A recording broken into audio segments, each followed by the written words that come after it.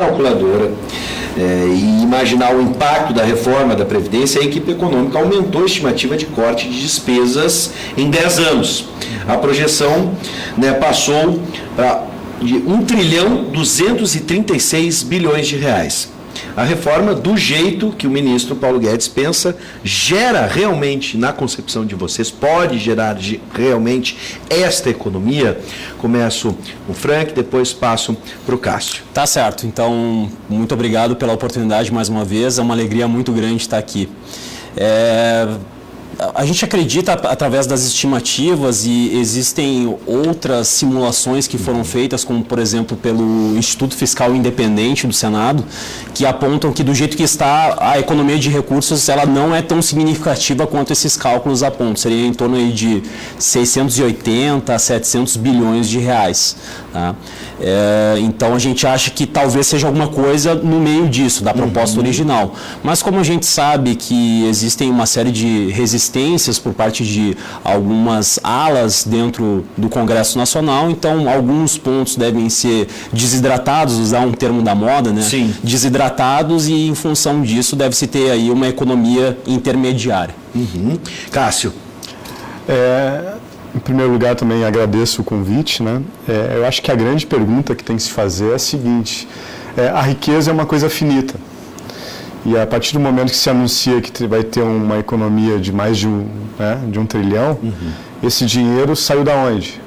Ou seja, na verdade, em outras palavras, sendo bem direto, é um dinheiro que vai sair de muitas pessoas que precisam do dinheiro, porque vão demorar mais para se aposentar, e para ir grande parte para pagamento de juros da dívida pública.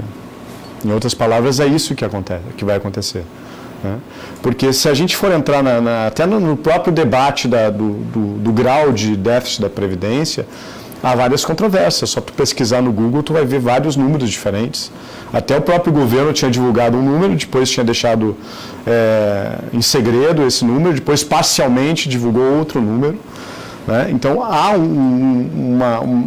visões muito diferentes em relação a isso, e uma pressa de se aprovar uma reforma que deveria ser muito mais debatida com a sociedade. Sim. Então, esse é um ponto de vista diferente e que a gente vai aprofundar agora ao longo do debate. Vou utilizar, Oscar, se me permite, o termo desidratado. Estão usando bastante. O governo estima que a retirada de itens da reforma, itens mais difíceis, considerados mais difíceis de serem aprovados, permitiria uma economia, então, de 900 bilhões de reais em 10 anos. Essa reforma desidratada, na visão do governo, esses itens, que itens seriam esses que desidratariam a reforma? Que itens são tão difíceis de aprovar na concepção de vocês? Agora eu vou inverter a ordem, começo com o Cássio e depois com o Frank. Bom, só quero tocar num outro ponto antes de responder a tua questão. Os meios de comunicação trazem muito essa questão da reforma da Previdência como uma reforma extremamente importante para a volta do crescimento econômico. Sim. Mas o próprio déficit da Previdência ele vai ser devido um pouco à queda do crescimento econômico por vários outros motivos. Na minha opinião, inclusive, eu acho que tem um divisor de águas, um divisor em relação à questão do crescimento econômico no Brasil, que vai ser as manifestações de junho de 2013. Naquela época, a formação bruta de capital fixo estava voltando a crescer, e a partir das manifestações e a estabilidade política que as manifestações trazem, essa formação bruta de capital fixo despenca, mais de 10 trimestres consecutivos. Isso faz com que o crescimento econômico caia, e a gente tem uma das maiores crises da economia brasileira, que ainda está, ou seja, o crescimento ainda não está, e isso faz com que a arrecadação caia bastante. Então, uma parte desse déficit, ele se deve à queda da arrecadação. Claro que eu não estou dizendo que não seja necessário fazer uma reforma da Previdência.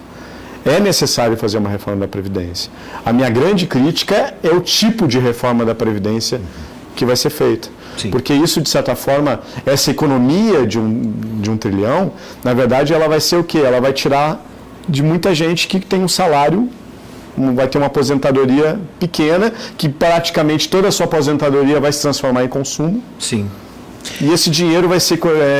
É a pergunta que eu faço. De onde é que vai sair esse 1 trilhão? Bom, nessa perspectiva, se a gente for pensar, o governo já identifica 2 tipos de reforma. Ele reconhece a possibilidade de que alguns itens desta reforma apresentada não passe. E aí reduziria para 900 bilhões. Quais itens tu acha que podem ser muito difíceis O governo admite essa possibilidade? Olha, eu acho que a reforma ela vai ser muito modificada no Congresso. Tanto que eu acho que o governo usou estrategicamente uma reforma mais dura, sabendo que ela seria afrouxada em algumas coisas. Porque tem uma margem de negociação. Nem quando tu vai vender um apartamento, um carro, tu geralmente pede um valor maior para ter um espaço de margem de negociação. Claro que tu não pode anunciar para quem vai comprar que isso é uma estratégia, porque senão a pessoa já vai começar... Qual ponto, por exemplo? Citar um exemplo na tua visão. Por exemplo, idade mínima, isso pode ser negociado? Eu acho vai ter que ser negociado? Eu acho que uma das questões que vai ter bastante negociação vai ser a questão da aposentadoria rural. Perfeito. Porque ela está sendo tratada de forma igual em alguns pontos com a urbana. E, na verdade, quando foi criado isso, havia uma dívida, né, com o setor rural, porque se a gente for olhar a própria legislação trabalhista, ela vai ser implementada pelo Getúlio para o trabalhador da cidade. Sim. E não para o campo. Então, há um déficit da sociedade com quem planta os alimentos, etc., que principalmente o pequeno agricultor rural, que tem um trabalho muito mais árduo que muitas vezes aquela pessoa que trabalha num escritório com ar-condicionado, etc., que tem uma expectativa de vida maior, inclusive. Né? Bom, já que o Cássio também entrou num questionamento sobre a reforma, também te deixo espaço para responder a questão, quais itens tu acha que vão ser desidratados na reforma e a tua perspectiva, né, sobre a reforma, se ela reforma é necessária, mas esse tipo de reforma, esse modelo pode realmente ajudar? Perfeito. Então, respondendo objetivamente aos pontos, né, acredito que concordo que a questão da aposentadoria rural ela é bastante sensível, até porque existe um eixo representativo dentro do Congresso muito forte, então eles devem pleitear algo não tão duro assim. A questão também do regime próprio, ou seja, dos trabalhadores do setor público. Então, esses aí também deve ter algum grau de desidratação nesse sentido. E também os benefícios de prestação continuada, que apesar de não ter assim, um impacto fiscal tão relevante, tão grandioso como outros temas, mas que existem algumas discussões dizendo que mesmo que seja antecipado aí para as pessoas com 60 anos, e aí acabaria recebendo R$400 e não no mínimo um salário mínimo. Então, isso provavelmente vai ter algum tipo de modificação. E aí, só para gerar um contraponto aqui, eu vejo a reforma da Previdência como algo essencial, diz respeito não só ao nosso presente, como também, especialmente com relação ao futuro, para fazer com que todas as pessoas tenham direito, tenham acesso à sua aposentadoria. Tanto é que, ao longo desses últimos anos, governos de diferentes matizes ideológicas fizeram as suas reformas da Previdência. O Fernando Henrique, se a gente for lembrar, instituiu lá o fator previdenciário, tentou aprovar uma idade mínima e não conseguiu. O Lula instituiu o FUNPRESP, que era um fundo específico para os trabalhadores do setor público federal.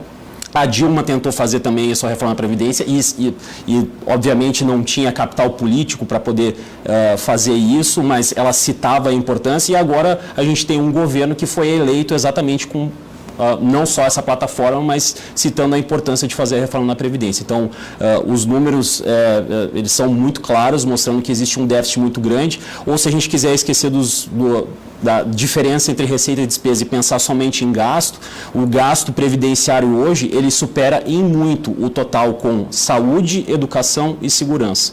Ou seja, não dá para continuar assim. O mundo de hoje, ele é muito diferente em relação ao mundo dos anos 1960. Lá atrás, por exemplo, cada mulher tinha aproximadamente 6 filhos. Hoje é em torno de 1,7, 1,8. Lá atrás, em 1960, as pessoas viviam em média 52, 53 anos. Hoje, 75 anos. Então, houve uma transformação muito grande, muito abrupta, e a gente precisa adequar essas novas regras a essa estrutura demográfica que nós temos hoje aqui no Brasil.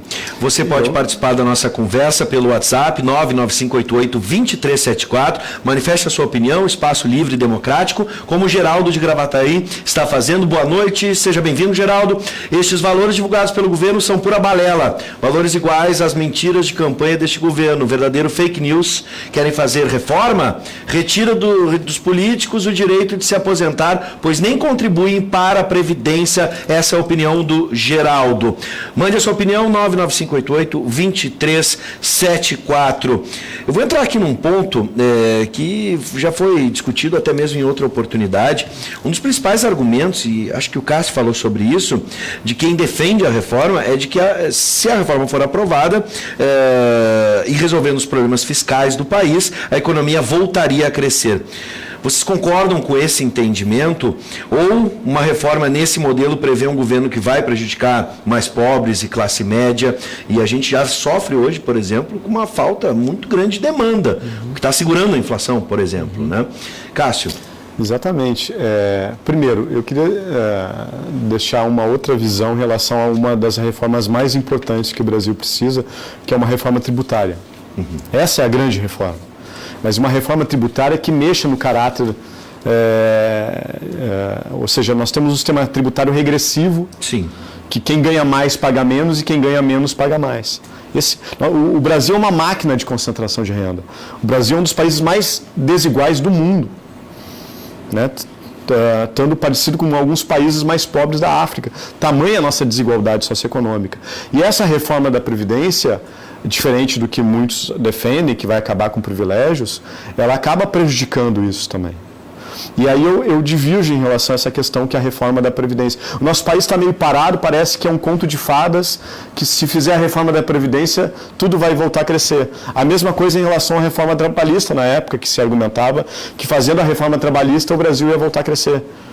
E o problema do crescimento econômico, na minha humilde opinião, não é uma questão mais de demanda. Ou seja, a gente chegou a 2013, 2014 com a menor taxa de desemprego da história. Só que naquele momento a gente estava chegando, a demanda chegando no seu limite, e a questão da oferta que tinha que ser ampliada. E aí houve alguns erros pontuais que fez com que esse objetivo de ampliar a oferta não veio. Só que hoje nós temos uma demanda estagnada. E a reforma da Previdência, ao invés de fazer com que aumente a renda da economia, ela está numa seguinte suposição, que a reforma da Previdência vai fazer com que o governo gaste menos para a sociedade, esse dinheiro que iria para a sociedade vá para uma pequena parcela da sociedade, que é por meio do pagamento de juros. Esse pagamento de juros vai diminuir a dívida pública, e essa diminuição da dívida pública vai aumentar a confiança dos investidores, que vão produzir mais. Só que vão produzir mais para não ter para quem vender. Então essa que é a grande questão, né? Frank. Bom, acho que esse é um ponto excelente. Eu vejo que, e tenho dito isso ao longo das últimas semanas, quando me abordam justamente com essa pergunta, dizendo que a reforma da Previdência ela não é a bala de prata que vai resolver todos os problemas da economia. Eu acho que isso precisa ficar bem claro, achar que num toque de mágica que a economia vai voltar a crescer, deslanchar, que a gente vai ter sistematicamente 3%, 4% de crescimento ao ano, isso não vai acontecer. A gente precisa de um outro conjunto abrangente de reformas, e aí eu concordo com o professor Cássio.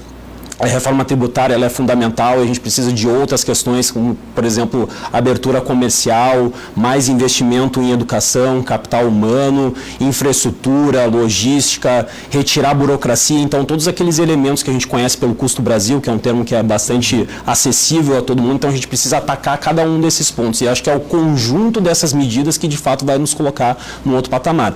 Só que a reforma da Previdência ela é essencial, ela é a condição necessária, mas não suficiente. Então a gente precisa disso, porque o que acontece? O governo ele vem gastando sistematicamente mais do que arrecada. E aqui eu não estou falando especificamente sobre Previdência, eu estou falando em relação às contas gerais.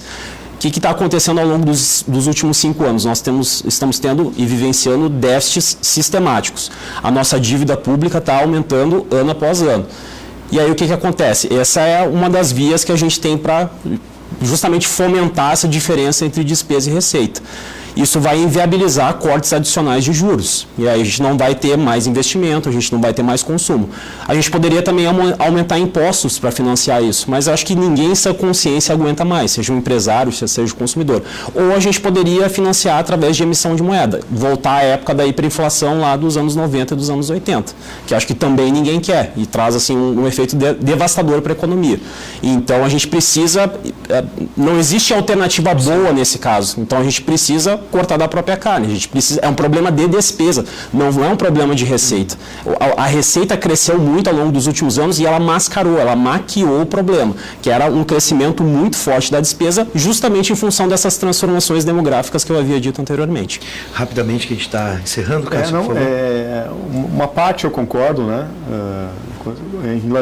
Principalmente essa questão da reforma tributária, investimento em educação, etc. Agora, notem, se um dos países que mais cresce na América Latina está feito o caminho inverso, que é a Bolívia. Claro que a Bolívia é uma economia muito menor do que o Brasil, muito menor que o Chile, que se gosta muito de comparar. Mas essa questão, se o Brasil tivesse crescido, por exemplo, 2% ao ano lá de 2014 para cá, a gente não estaria com essa discussão da urgência do déficit da Previdência. Né? Então, eu vejo como... notem, claro, que às vezes quando tu vem debater, trazendo um ponto de vista sobre a reforma da Previdência, dá a impressão que tu é contrário a uma reforma da Previdência. Eu não sou contrário a uma reforma da Previdência. Eu só sou contrário a uma reforma da Previdência que vai estar prejudicando o senhor telespectador que está nos assistindo agora. Bom, eu fico muito feliz quando a gente tem um debate, a gente tem oposições nas ideias, mas também temos pontos em que concordamos. E por isso o debate foi extremamente produtivo e aqui quero agradecer ao Oscar Frank e também Cássio Moreira. Sejam sempre bem-vindos ao programa e que a gente possa ter debates assim em diversos temas aqui da nossa sociedade, mesmo polarizando em alguns pontos, mas convergindo em outros. Por isso agradeço, sejam sempre bem-vindos. Muito obrigado. Para fechar, tínhamos algumas participações, só alguns comentários rápidos aqui. O Alberto Charqueadas, né, pergunta: onde é que vai esse trilhão economizado? Pois é uma boa questão. E também o Carlos Bularmar, que pergunta: a reforma da Previdência é só a ponta do iceberg. A real reforma é tributária. A demanda de crescimento só se verifica com emprego e consequente aquecimento da indústria e comércio. Aqui tivemos também a sua participação e esse é um programa que abre espaço para que todos possam se manifestar. Mais uma vez, obrigado aos nossos convidados. E eu tenho um recado muito importante, uma dica para você que está nos assistindo aí. Tcharam! Olha só o que está na minha mão. A Marissa foi ver a estreia do Avengers, o Endgame, né, o Vingadores Ultimato, com o copo dela, ó. Tá aqui, ó. O meu é de música. Tem também para você que gosta de games. Os quiosques Bibs estão com uma coleção linda de presenteáveis. Tem copo colecionável para cada tipo de amigo, com a sua preferência. Copo de game, copo de música, copo de cinema e também os cofres. Ó, os cofrinhos aí, que bacana. Né? Já que estamos com economistas aqui, temos que poupar, temos que criar a cultura de economizar. E a Neugbauer, junto com o Bibs, tá te ajudando com esses cofrinhos aí, ó, bem bacanas, para você guardar dinheiro pro rolê, por exemplo, para a viagem que você quer fazer. Então passa nos quiosques Bibs e confira. Tem diversão? Tem Bibs. Está chegando o final de semana e tem muito Bibs para todo mundo. Acompanhe as redes sociais da Ubra TV e da Neugbauer e fique por dentro das novidades. Eu já estou com meu copo Bibs para curtir o final de semana. A gente está encerrando, mas antes, fique com o nosso convite especial para você acompanhar nesta segunda-feira o programa de aniversário de 5 anos do Conexão RS. A gente já agradece a sua audiência durante esses 5 anos. Muito obrigado mais uma vez pela audiência e uma excelente noite, um excelente final de semana. Espia só, vou chamar eu mesmo. Fala aí, Bivis. Nesta segunda-feira, o Conexão RS vai começar mais cedo, a partir das 5h35 da tarde, um programa especial para comemorar o nosso aniversário de 5 anos. Ao vivo, o músico Serginho Moá. Depois de tudo, ainda ser feliz. Vamos ter uma grande festa aqui no estúdio. Os apresentadores que já passaram pelo programa, separamos as histórias que marcaram Conexão RS. Por trás das câmeras, você vai descobrir como é a preparação que a gente faz todos os dias aqui na Ubra TV. Isso e muito mais. Um programa com 1h30 de duração. Salva na tua agenda. É dia 29 de abril, segunda-feira, às 5h35 da tarde. Esperamos você. Até lá, no Conexão RS 5 anos.